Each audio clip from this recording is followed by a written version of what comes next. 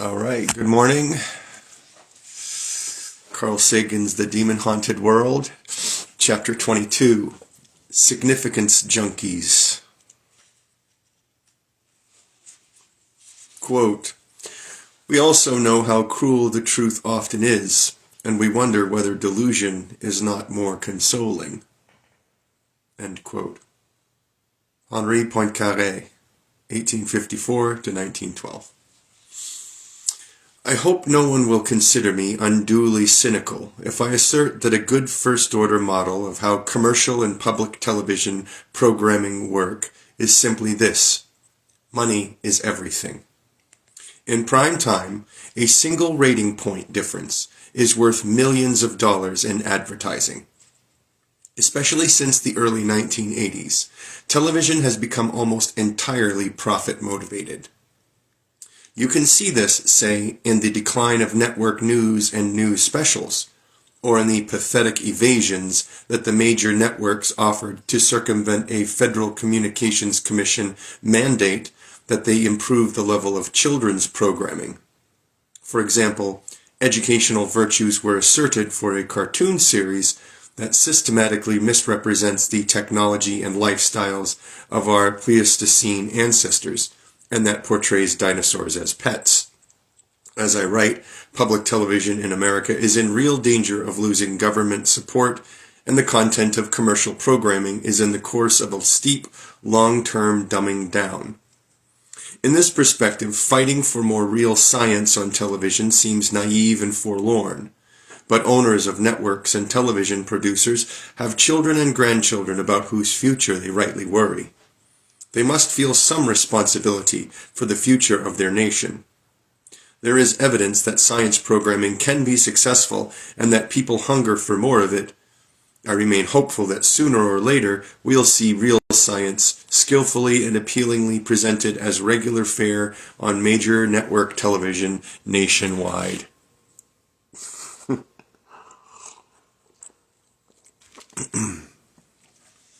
Baseball and soccer have Aztec antecedents. Football is thinly disguised reenactment of hunting. We played it before we were human. Lacrosse is an ancient Native American game, and hockey is related to it. But basketball is new. We've been making movies longer than we've been playing basketball. At first, they didn't think to make a hole in the peach basket so the ball could be retrieved without climbing a flight of stairs. But in the brief time since then, the game has evolved. In the hands mainly of African American players, basketball has become, at its best, the paramount synthesis in sport of intelligence, precision, courage, audacity, anticipation, artifice, teamwork, elegance, and grace. 5'3" Muggsy Bogues negotiates a forest of giants. Michael Jordan sails in from some outer darkness beyond the free throw line. Larry Bird threads a precise no-look pass. Kareem Abdul-Jabbar unleashes a skyhook. This is not fundamentally a contact sport like football. It's a game of finesse. The full-court press passes out of the double team, the pick and roll, cutting off the passing lanes, a tip-in from a high-flying forward, soaring from out of nowhere, all constitute a coordination of intellect and athleticism, a harmony of mind and body. It's not surprising that the game has caught fire.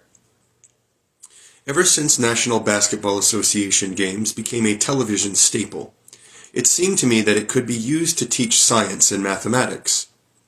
To appreciate a free throw average of 0.926%, you must know something about converting from fractions to decimals. A layup is Newton's first law of motion and action. Every shot represents the launching of a basketball on a parabolic arc, a curve determined by the same gravitational physics that specifies the flight of a ballistic missile, or the Earth orbiting the Sun, or a spacecraft on its rendezvous with some distant world. The center mass of the player's body during a slam dunk is briefly in orbit about the center of the Earth. To get the ball in the basket, you must loft it at exactly the right speed. A 1% error and gravity will make you look bad. Three-point shooters, whether they know it or not, compensate for aerodynamic drag. Each successive bounce of a dropped basketball is nearer to the ground because of the second law of thermodynamics. Daryl Dawkins or Shaquille O'Neal shattering a backboard is an opportunity for teaching, among some other things, the propagation of shock waves. A spin shot off the glass from under the backboard goes in because of the conservation of angular momentum. It's an infraction of the rules to touch the basketball in the cylinder above the basket. We're now talking about a key mathematical idea, generating n-dimensional objects by moving n-1 dimensional objects. In classroom, newspapers, and television, why aren't we using sports to teach science? When I was growing up, my father would bring home a daily paper and consume, often with great gusto, the baseball box scores. There they were, to me, dry as dust, with obscure abbreviations, W, S, S, K, WL, AB, RBI, but they spoke to him. Newspapers everywhere printed them. I figured maybe they weren't too hard for me. Eventually, I too got caught up in the world of baseball statistics. I know it helped me in learning decimals, and I still cringe a little when I hear, usually at the very beginning of the baseball season, that someone's batting 1,000. But 1.000 is not 1,000. The lucky player is batting 1. Or take a look at the financial pages. Any introductory material, explanatory footnotes, definitions of abbreviations? Almost none. It's sink or swim. Look at those acres of statistics. Yet people voluntarily read the stuff. It's not beyond their ability. It's only a matter of motivation. Why can't we do the same with math, science, and technology?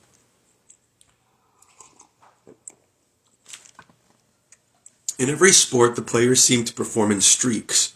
In basketball, it's called the hot hand. You can do no wrong. I remember a playoff game in which Michael Jordan, not ordinarily a superb long-range shooter, was effortlessly making so many consecutive three-point baskets from all over the floor that he shrugged his shoulders in amazement at himself. In contrast, there are times when you're cold, when nothing goes in, when a player is in the groove, he seems to be tapping into some mysterious power, and when ice cold, he's under some kind of jinx or spell. But this is magical, not scientific thinking. Streakiness, far from being remarkable, is expected, even for random events. What would be amazing would be no streaks. If I flip a penny 10 times in a row, I might get the sequence of heads and tails. Head, head, head, tail, head, tail, head, head, head, head. 8 heads out of 10, and 4 in a row. Was I exercising some psychokinetic control over my penny?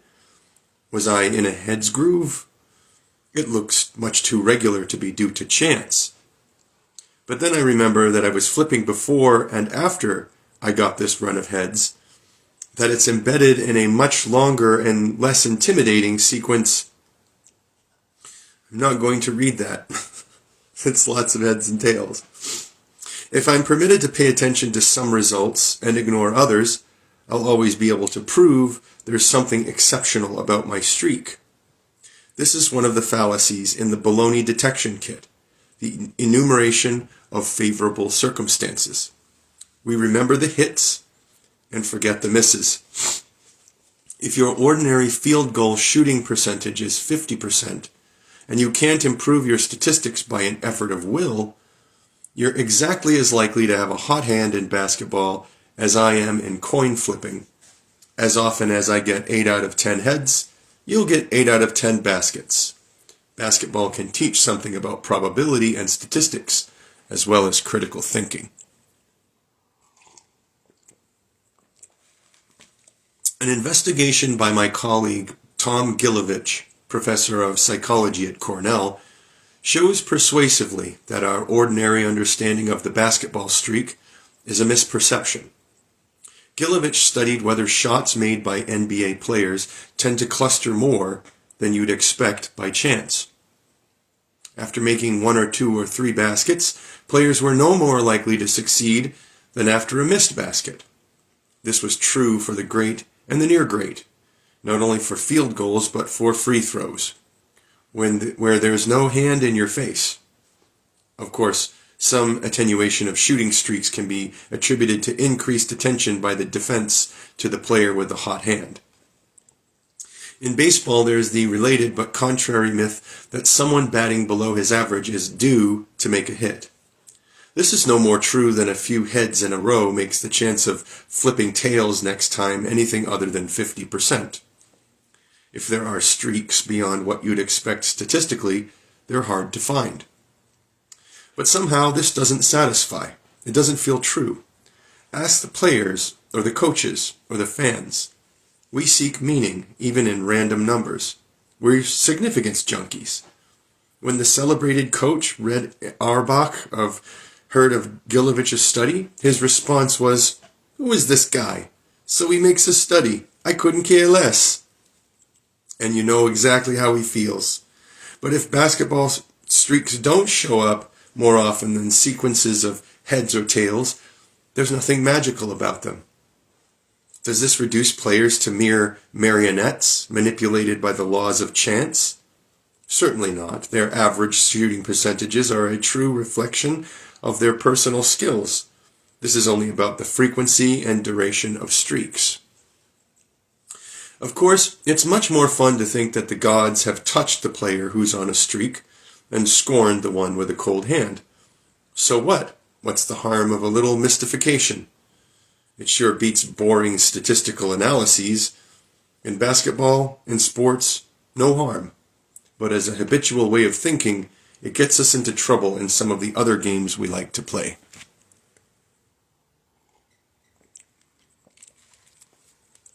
Scientist, yes. Mad, no, giggles the mad scientist on Gilligan's Island as he adjusts the electronic device that permits him to control the minds of others for his own nefarious purpose. "I'm sorry, Dr. Nerdnick. The people of Earth will not appreciate being shrunk to 3 inches high, even if it will save room and energy." The cartoon superhero is patiently explaining an ethical dilemma to the typical scientist portrayed on Saturday morning children's television. Many of these so-called scientists, judging from the programs I've seen, and plausible inference about ones I haven't, such as the Mad Scientist's Toon Club, are moral cripples driven by a lust for power or endowed with a spectacular insensitivity to the feelings of others. The message conveyed to the Moppet audience is that science is dangerous and scientists worse than weird. They're crazed. The applications of science, of course, can be dangerous, and as I've tried to stress, virtually every major technological advance in the history of the human species, back to the invention of stone tools and the domestication of fire, has been ethically ambiguous. These advances can be used by ignorant or evil people for dangerous purposes, or by wise and good people for the benefit of the human species. But only one side of the ambiguity ever seems to be presented in these offerings to our children. Where in all these programs are the joys of science, the delights in discovering how the universe is put together, the exhilaration in knowing a deep thing well? What about the crucial contributions that science and technology have made to human welfare, or the billions of lives saved, or made possible by medical and agricultural technology? In fairness, though, I should mention that the professor in Gilligan's Island often used his knowledge of science to solve practical problems for the castaways. We live in a complex age where many of the problems we face can, whatever their origins, only have solutions that involve a deep understanding of science and technology. Modern society desperately needs the finest minds available to devise solutions to these problems. I do not think that many gifted youngsters will be encouraged towards a career in science or engineering by watching Saturday morning television or much of the rest of the available American video menu. Over the years, a profusion of credulous, uncritical TV series and specials on ESP channeling the Bermuda Triangle, UFOs, ancient astronauts, Bigfoot, and the like have been spawned. The style-setting series In Search Of begins with a disclaimer disavowing any responsibility to present a balanced view of the subject. You can see a thirst for wonder here, untempered by even rudimentary scientific skepticism. Pretty much whatever anyone says on camera is true. The idea that there might be alternative explanations to be decided among by the weight of evidence never surfaces. The same is true of sightings and unsolved mysteries, in which, as the very title suggests, prosaic solutions are unwelcome, and innumerable other clones. In Search Of frequently takes an intrinsically interesting subject and systematically distorts the evidence. If there is a mundane scientific explanation, and one which requires the most extravagant paranormal or psychic explanation, you can be sure which will be highlighted. An almost random example. An author is presented who argues that a major planet lies beyond Pluto. His evidence is cylinder seals from ancient Sumer, carved long before the invention of the telescope. His views are increasingly accepted by professional astronomers, he says. Not a word is mentioned of the failure of astronomers studying the motions of Neptune, Pluto, and the 4 spacecraft beyond to find a trace of the alleged planet. The graphics are indiscriminate.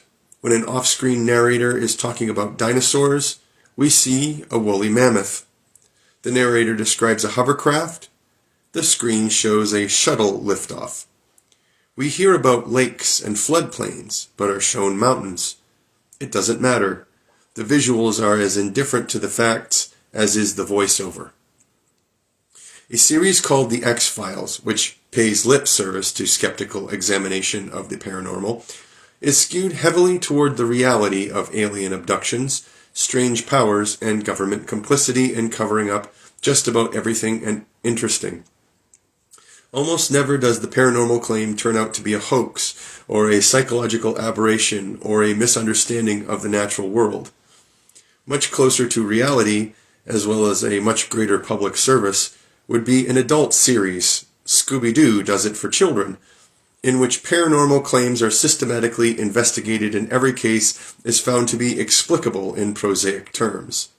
The dramatic tension would lie in uncovering how misapprehensions and hoax could generate apparently genuine paranormal phenomena. I'm sorry, Carl Sagan's a sweet summer child. Perhaps one of the investigators would always be disappointed, hoping that next time an unambiguously paranormal case will survive skeptical scrutiny. Oh my gosh. And The X-Files is good. Other shortcomings are evident in television science fiction programming.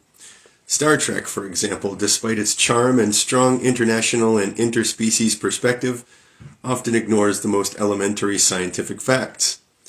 The idea that Mr. Spock could be a cross between a human being and a life form independently evolved on the planet Vulcan is genetically far less probable than a successful cross of a man and an artichoke. The idea does, however, provide a precedent in popular culture for the extraterrestrial human hybrids that later became so central a component of the alien abduction story. There must be dozens of alien species on the various Star Trek TV series and movies. Almost all we spend any time with are minor variants of humans. This is driven by economic necessity, costing only an actor and a latex mask, but it flies in the face of the stochastic nature of the evolutionary process. If there are aliens, almost all of them, I think, will look devastatingly less human than Klingons and Romulans, and be at wildly different levels of technology.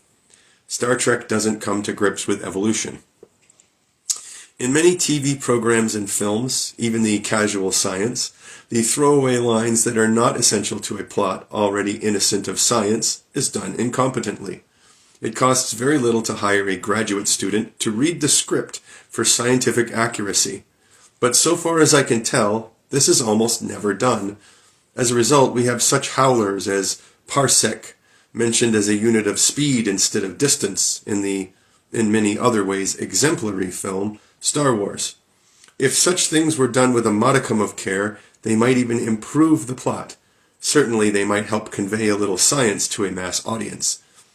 There's a great deal of pseudoscience for the gullible on TV, a fair amount of medicine and technology, but hardly any science, especially on the big commercial networks, whose executives tend to think that science programming means ratings declines and lost profits, and nothing else matters. There are network employees with the title science correspondent and an occasional news feature said to be devoted to science, but we almost never hear any science from them, just medicine and technology. In all the networks, I doubt if there's a single employee whose job it is to read each week's issue of Nature or Science to see if anything newsworthy has been discovered. When the Nobel Prizes in science are announced each fall, there's a superb news hook for science, a chance to explain what the prizes were given for.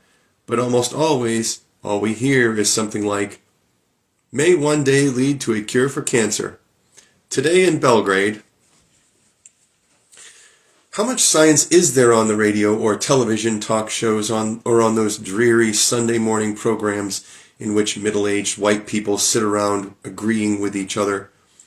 When is the last time you heard an intelligent comment on science by a president of the United States? Why in all America is there no TV drama that has as its hero someone devoted to figuring out how the universe works? When a highly publicized murder trial has everyone casually mentioning DNA testing, where are the primetime network specials devoted to nucleic acids and heredity? I can't even recall seeing an accurate and comprehensible description on television of how television works. By far the most effective means of raising interest in science is television, but this enormously powerful medium is doing close to nothing to convey the joys and methods of science, while its mad scientist engine continues to huff and puff away. In American polls in the early 1990s, 2/3 of all adults had no idea what the information superhighway was, 42% didn't know where Japan is, and 38% were ignorant of the term Holocaust. But the proportion was in the high 90s who had heard of the Menendez, Bobbitt, and O.J. Simpson criminal cases. 99% had heard that the singer Michael Jackson had allegedly sexually molested a boy. The United States may be the best entertained nation on earth, but a steep price is being paid. Surveys in Canada and in the United States in the same period show that television viewers wish there were more science programming. In North America, there's often a good science program in the Nova series of the public broadcasting system, and occasionally on the Discovery or Learning channels, or the Canadian Broadcasting Company. Bill Nye's The Science Guy programs for young children on PBS are fast-paced, feature arresting graphics, range over many realms of science, and sometimes even illuminate the process of discovery. But the depth of public interest in science, engrossingly and accurately presented, to say nothing of the immense good that it would result from better public understanding of science, is not yet reflected in network programming. How could we put more science on television? Here are some possibilities. The wonders and methods of science routinely presented on news and talk programs. There is real human drama in the process of discovery. A series called Solved Mysteries, in which tremulous speculations have rational resolutions, including puzzling cases in forensic medicine and epidemiology. Ring My Bells Again, a series in which we relive the media and the public falling hook, line, and sinker for coordinated government lie. The first 2 episodes might be called The Gulf of Tonkin, and the systematic irradiation of unsuspecting and unprotected American civilians and military personnel in the alleged requirements of national defense following 1945. A separate series on fundamental misunderstandings and mistakes made by famous scientists, national leaders, and religious figures. Regular exposés of pernicious pseudoscience and audience participation how-to programs, How to Bend Spoons, Read Minds, Appear to Foretell the Future, Perform Psychic Surgery, Do Cold Reads, and Press the TV viewer's personal buttons. How We're Bamboozled, Learn by Doing. A state-of-the-art computer graphics facility to prepare in advance scientific visuals for a wide range of news contingencies. A set of inexpensive televised debates, each perhaps an hour long, with a computer graphics budget for each side provided by the producers, rigorous standards of evidence required by the moderator, and the widest range of topics broached. They could address issues where the scientific evidence is overwhelming, as on the matter of the shape of the earth, controversial matters where the answer is less clear, such as the survival of one's personality after death, or abortion, or animal rights, or genetic engineering, or any of the presumptive pseudosciences mentioned in this book. There is a pressing national need for more public knowledge of science. Television cannot provide it all by itself. But if we want to make short-term improvements in the understanding of science, television is the place to start. And that is the end of that chapter. There are 3 chapters left. The next of which is called Maxwell and the Nerds, chapter 23. I think I should be able to get through these next 3 chapters in two sittings. It'll be nice to finish this book.